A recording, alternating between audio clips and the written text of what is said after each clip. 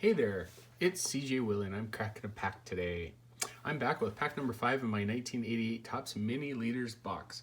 I'm trying to see how many packs I have to crack to get all 77 cards in the complete set. I've included the link to the preview video in the description below, which gives a little explanation on the set and the highlights of what I could pull in cracking these packs. Since each pack only has 7 cards, I'll guess which categories the player led their league, then I'll flip the card over to see if I was right or how very bad my memory was from the 1987 MLB season. So, to keep track of everything, I've also created this nifty checklist that we will go ahead and mark off for pack number 5 today. And any other cards that we'll get, we're going to mark off as well. Thus far, no duplicates, so that's a good sign. Let's zoom in a little bit here. Yeah, that looks about right. Okay, and get to cracking the pack. So, well on my way to completing the set. Fortunately, haven't run into any duplicates, so I hope that my luck continues. So we'll flip these around so they don't cheat and begin. So it looks like to start with today, we are going to get our first duplicate. So that's Mike Scott. If I remember correctly, he led the league in, boy, this is going to be really testing my memory, so I should remember when I get duplicates what's on the back. I believe Mike Scott led the league in strikeouts and victories, so those were his two league leader categories. So let's go ahead and take a look at the back and see if I remembered. Yep. So he was second in strikeouts, third in victories. He was ranked first in a tie with games started, third in shutouts. I don't know why that's not listed there. Fourth in innings, fifth in complete games, and seventh in ERA. Mike Scott, my memory of Mike Scott, obviously when I talked about it before, was his pennant clinching no-hitter for the Houston Astros in 1986. He actually came up with the Mets and spent a few years with the Mets before making his way over to the Astros. So when we get a duplicate, we're gonna mark it off like this, and hopefully I'll be able to complete more than one set. Next card is Jack Morris, so looks like we're gonna have another duplicate as well.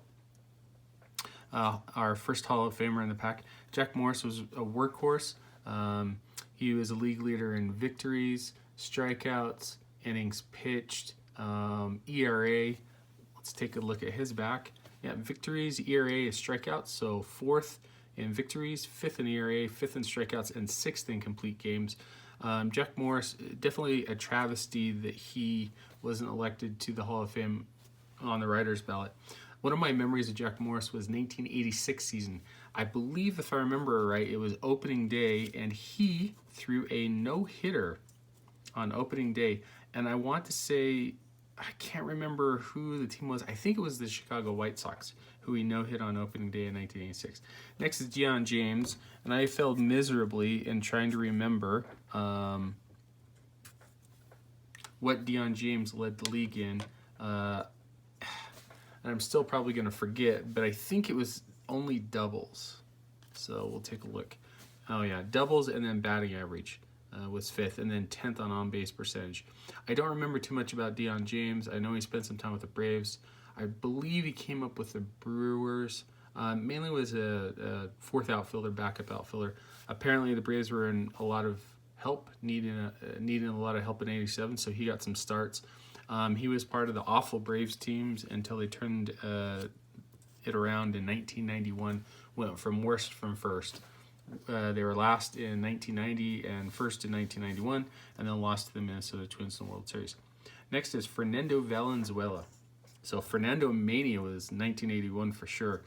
Fernando, this is right before he started to break down. He pitched a ton of innings, threw a lot of complete games. My guess in '87, as the Dodgers were ramping up in the 1988 season to head to the World Series and become a World Series winner, I'm going to say that Fernando led the league in victories and ERA. So we'll take a look at the back. Well, I was completely off. Didn't get any of them right. He was fourth in strikeouts with 190, first in complete games with 12, third in innings, eighth in victories, and 8th in games started. Yeah, he was 14 and 14 in 87. Over usage. As you can see with third in innings and first in complete games, Tommy Lasorda really relied heavily upon his starters. You know, Bob Welch, Fernando Valenzuela, Orel Hershiser, and a lot of them kind of had injuries in the mid to late 80s. In fact, before Orel Hershiser went on a streak of consecutive shutout innings, he had suffered a couple of arm injuries the year before. So let's get Fernando marked off. Next card that we have is Mike Schmidt, Hall of Famer. My guess with Mike Schmidt is that he led the league in home runs and RBI. In the mid-80s, it was a battle between Mike Schmidt and Dale Murphy to see who would lead the league in home run and RBI and who would get the MVP honor. So, taking a look at his back, I got runs batted in correctly with 113. He was 6th in home runs, so a league leader there with 35, 7th in slugging percentage, and 8th in base on balls. My memory of Mike Schmidt was 83 World Series against the Baltimore Orioles. The Phillies had won the World Series in 1980. They had a great team in 83. A lot of the same players, Schmidt, Pete Rose. They even brought in Tony Perez. They had Steve Carlton. It looked like they were going to give the Orioles a run for their money in the World Series. Wasn't to be, as they ran into the steamroller of the 1983 Orioles, Cal Ripken Jr., Eddie Murray, Mike Boddicker, and lost to the Orioles in 5 games. Schmidt, after the 87 season, would play 88 and then retire abruptly in 89 about a month into the season. But definitely a Hall of Famer for sure. Great player to watch all around, both offensively and defensively. Our next card is Orel Hershiser, who we just talked about with Fernando Valenzuela. Orel Hershiser, the 87 season is a year away his 88 season, which he set the major league record for most consecutive innings, shutout innings, 59 and 2/3 if I remember correctly. I'm going to guess with this, Hershiser probably was a league leader in ERA and victories. So let's take a look at the back. So ERA, he was 3rd with 306. Victories, 3rd with 16, and tied for 4th with 190 strikeouts. Interestingly enough, I believe Fernando Valenzuela also had 190 strikeouts. As you can see here, Orel ranked number 1 in innings, number 3 in complete games, and number 4 in games started. So once again, you know, Tommy Lasorda riding those starters till their arms fell off, which Hershiser did have arm injuries, as I said before. Fernando also had arm injuries that pretty much after this run to the World Series in 88, 89, starting about 90 and onward, Valenzuela was just never the same again. Welch did recover, went to the A's, and was part of their World Series run as well. Okay, let's get Orel marked off. And our final card of the pack is George Bell. So George Bell was an underrated player for sure. He came up with the Phillies, moved on to the Blue Jays. Later on, after the Blue Jays, went to, if I remember the correct sequence, the White Sox for a year, and then the last couple of years with the Cubs. Power hitting outfielder. 87, I can't remember.